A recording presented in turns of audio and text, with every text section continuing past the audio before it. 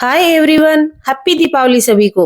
दीपावली के ऊपर हमने आज बनाई है बेसन की बर्फी और मूंग दाल की बर्फी। सबसे पहले आप बेसन की बर्फी देखिए, कितना बढ़िया इसमें कलर आया है, एकदम मुंह में लेते ही घुल जाने वाली इतनी बढ़िया बर्फी बन के तैयार हुई है। देखते ही आपको पता लग रहा होगा कितनी शानदार बर्फी बनी है। और अब मैं आपको दिखा देती हूँ दूसरी वाली बर्फी जो हमने बनाई है, वो है मूंग दाल की बर्फी।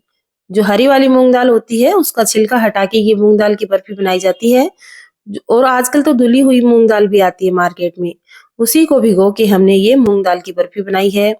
तो ये भी देखिए इतनी सॉफ्ट बनी है, मुंह में लेते ही घुल जाने वाली बहुत ही स्वादिष्ट मूंग दाल की बर्फी बनके तैयार हुई है। इन दोनों बर्फी की रेसिपी आपको इस एक ही वीडियो में मिल जाएगी, बिल्कुल परफेक्ट नाप तोल, बिल्कुल परफेक्ट रेशियो के साथ। तो देखिए सबसे पहले मैंने यहाँ पे ये 1.5 किलो धुली हुई मूंग दाल है, इसको भिगो दिया था 2 घंटे के लिए।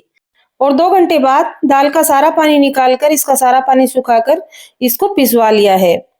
अब एक कढ़ाई के अंदर दाल के बराबर का ही घी जाएगा, यानी कि आपने 1.5 किलो दाल को धो के अच्छे से पानी सुखा के इसको पिसवा लिया है, तो इसके अंदर 1.5 किलो ही घी जाएगा। अब इसको घी के साथ अच्छे से भुना जाएगा। आज ये रेसिपी आपको हलवाई स्टाइल में बनाना बता रही हूँ, क्योंकि इतनी बड़ी कढ़ाई में अक्सर हलवाई ही बनाते हैं, लेकिन हमारे यहाँ पे मास्टर शेफ हैं वो लगे हुए हैं। और इस दाल को जब तक भुनेंगे, जब तक ये अच्छे से इसका कलर चेंज ना हो जाए और ये अच्छे से भुन ना जाए, तो इसी तरीके से जब तक इसको उलट पुलट करते हुए भुना जाएगा।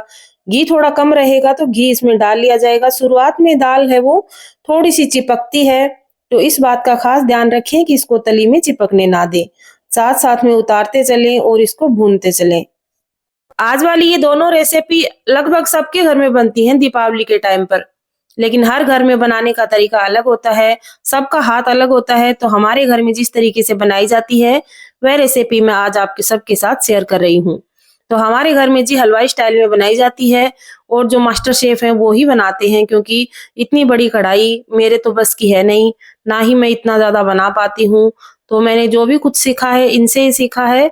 इनको सब कुछ आता है बनाना, सारी मिठाइयाँ घर पर ही बना लेते हैं और इतनी बढ़िया तरीके से बनाते हैं, इतनी स्वादिष्ट बनाते हैं कि हलवाई भी फेल है इनके आगे। इस दाल को भुनने का प्रोसेस बहुत लंबा है, लेकिन मैं आपको बिल्कुल छोटे से रूप में दिखा रही हूँ।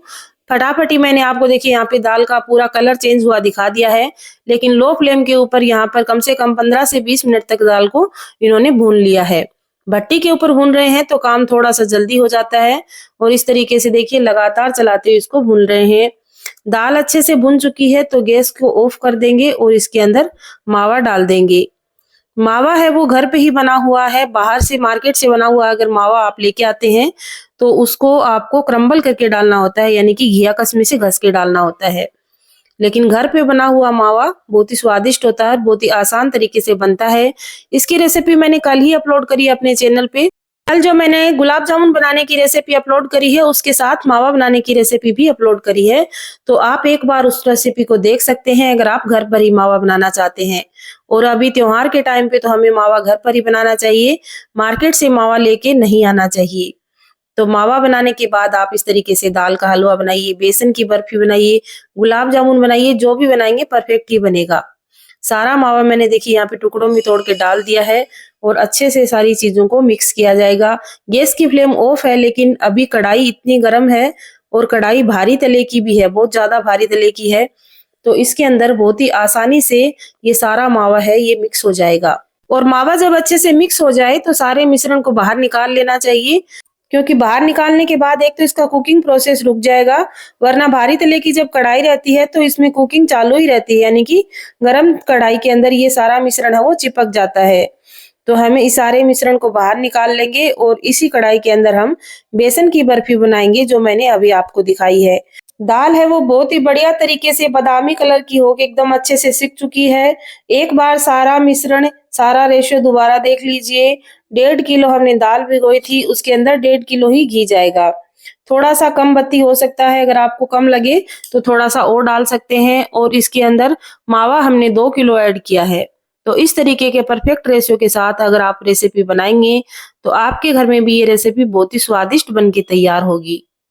तो सारे मिश्रण के अंदर देखिए मावा अच्छे से मिक्स कर लिया है और अब इसको बाहर निकाल लेंगे। और इसी कढ़ाई के अंदर हम बनाएंगे बेसन की बर्फी। तो बेसन की बर्फी भी बिल्कुल आपको परफेक्ट माप और परफेक्ट रेशियो के साथ मैं आज आपको बनाना बताऊंगी। बिल्कुल हलवाई स्टाइल में अगर आप बनाना चाहते हैं तो यही रेशियो आप इस्तेमाल करें। यहाँ पे हमने 1.5 किलो बेसन लिया है। ये मोटा वाला बेसन है। मार्केट में दोनों तरीके के बेसन आते हैं। अगर आप बर्फी बनाना चाहते हैं तो एक बार दुकानदार को बोलिए कि आपको मोटा वाला बेसन दे। जो थोड़ा दरदरा सा होता है उससे बेसन की बर्फी बहुत ही स्वादिष्ट बनती है।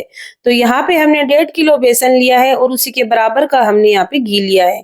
और अब इन दोनों चीजों को बढ़िया से भून लिया जाएगा। पहले थोड़ा ही घी डालें। अगर आपको बाद में जरूरत पड़े तो थोड़ा और डाल सकते हैं, लेकिन एक साथ सारा घी आप ना डालें। यहाँ पे हमने थोड़ा घी एक बार बचा लिया है। बाद में कम लगेगा तो और डाल देंगे, लेकिन थोड़ा थोड़ा करके इस तरीके से देखिए बिल्कुल हलवाई स्टाइल में इस सारे बेसन को भून लिया जाएगा घी के अंदर। और तब तक इसको भूनते रहेंगे जब तक इसका कलर है वो एकदम बादामी कलर का ना हो जाए। बहुत ही बढ़िया और बहुत ही शानदार और बहुत ही स्वादिष्ट बर्फी बन के तैयार होती है अगर आप इस रेशियो से बनाते हैं। ये रेसिपी सबके घर में बनती है, सबका बनाने का तरीका अलग होता है। हमारे घर की बेसन की बर्फी बनाने का तरीका अगर आपको पसंद आया है तो फटाफट से कमेंट करिए और मुझे बताइए कि आपको ये रेसिपीज कैसी लग रही हैं। और आज दीपावली का दिन है, सब लोग इस रेसिपी को अपने घर पे ट्राई करिएगा। अगर आप ये वाली रेसिपी बना रहे हैं बेसन की बर्फी और मूंग दाल का हलवा या मूंग दाल की बर्फी, तो ये वीडियो देखते हुए बनाएंगे तो आपके घर में बिल्कुल परफेक्ट बन के तैयार होंगी। और फिर दीपावली पर जब सब लोग घर पे आएंगे तो उनको टेस्ट करवाइएगा, अपने गेस्ट को टेस्ट करवाइएगा कि आपने इस बार बर्फी कितनी शानदार बनाई है। इस बेसन को भूनने में 15 से 20 मिनट का टाइम लगा है, लेकिन मैं आपको ये डायरेक्ट ही दिखा रही हूँ। देखिए इसका कलर है वो हल्का सा चेंज हो गया है और इसने घी है वो छोड़ना शुरू कर दिया है, एकदम फ्लफी हो गया है। दाल की जो बर्फी है यानी कि दाल की जो सिकाई है उसमें थोड़ा जोर आता है, लेकिन बेसन की सिकाई में बिल्कुल भी जोर नहीं आता, आसान तरीके से सीख सकता है। बस आपको इसी बात का ध्यान रखना है कि तली में चिपकना नहीं चाहिए, क्योंकि बेसन बहुत जल्दी जल जाता है। तो आपको लगातार चलाते हुए अच्छा सा घी डालते हुए इसको भून लेना है। तो बेसन यहाँ पे अच्छे सा भुन चुका है। अब इसके अंदर हम मावा ऐड करेंगे। तो दाल की बर्फी में हमने 1.5 किलो दाल में 2 किलो मावा ऐड किया था, लेकिन यहाँ पे हम बराबर का मावा ऐड करेंगे। ये परफेक्ट रेशियो अगर आप इस्तेमाल करते हुए बनाएंगे तो आपके घर में भी रेसिपी एज इट बन के तैयार होगी। तो आज आप कौन सी रेसिपी इनमें से ट्राई कर रहे हैं मुझे कमेंट करके जरूर बताइए। और यहाँ पर भी मावा डालने से पहले गैस की फ्लेम को ऑफ कर दिया गया है और गरम सिके हुए बेसन के अंदर मावा डाल देंगे तो दोनों चीजें अच्छे से मिक्स हो जाएंगी। मावा डालने के बाद एक बार इसका हल्का सा कलर चेंज होगा, यानी कि कलर इसका फेड होता है, लेकिन जब इसको अंदर चाशनी के अंदर इसको मिलाया जाएगा तो दोबारा से ये अपना कलर ले लेता है बेसन और फिर इसका बहुत ही बढ़िया कलर आता है। आप इसके अंदर अपना मनपसंद कलर भी डाल सकते हैं, जो भी बेसन बर्फी का कलर आता है, लेकिन आज हमने इसके अंदर सिर्फ केसर के धागे ऐड किए हैं और उन्हीं से बहुत ही सुंदर कलर आया है। 2 डब्बी हमने यहाँ पे केसर की डाल दी है, 1 डब्बी मूंग दाल के हलवे में और 1 डब्बी हमने यहाँ पे बेसन के हलवे में डाल दी है। और जो फाइनल में जो कलर आया है वो सिर्फ केसर का कलर है।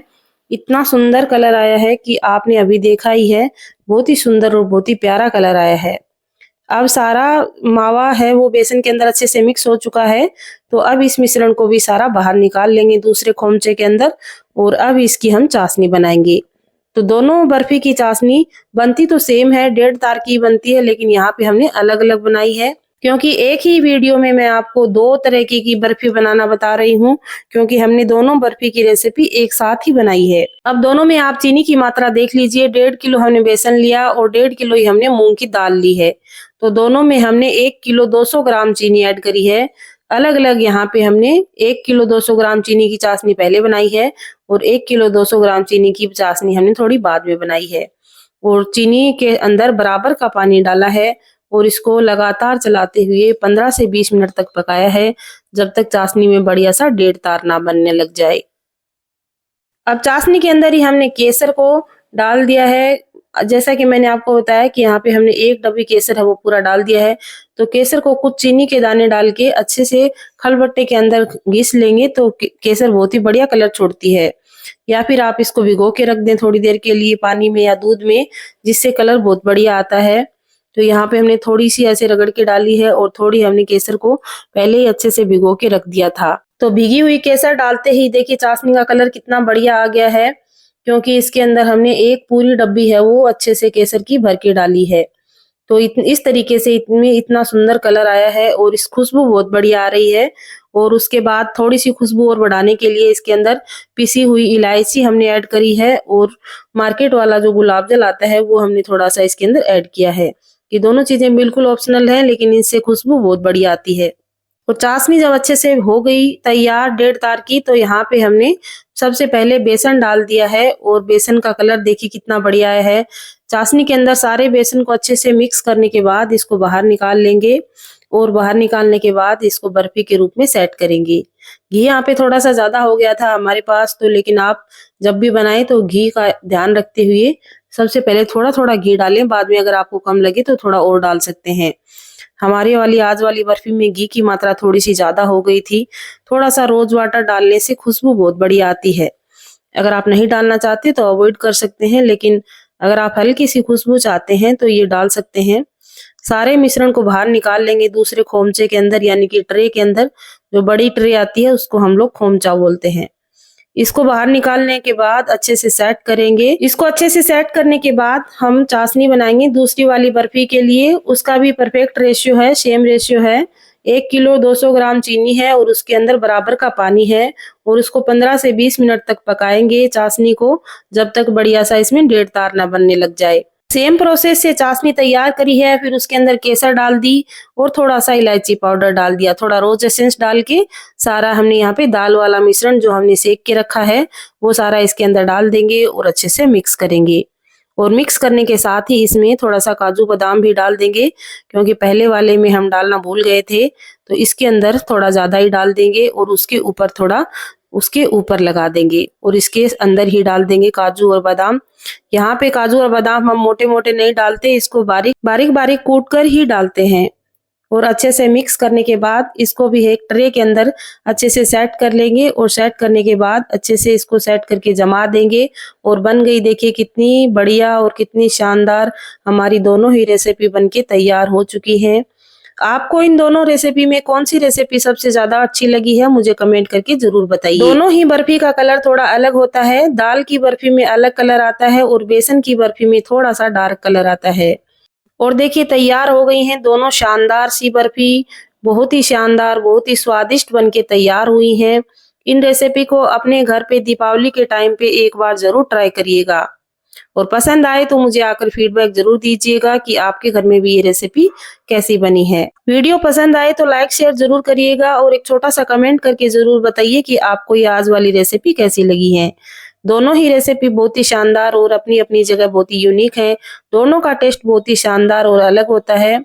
तो ऐसी बढ़िया और शानदार रेसिपी दीपावली के अंदर बनाइए, खाइए, बच्चों को खिलाइए, रिश्तेदारों को, पड़ोसियों को भी टेस्ट कराइए कैसी बनती है आपके घर पे ये रेसिपी। बहुत ही शानदार और यूनिक रेसिपी के साथ आप सभी को एक बार फिर से हैप्पी दीपावली।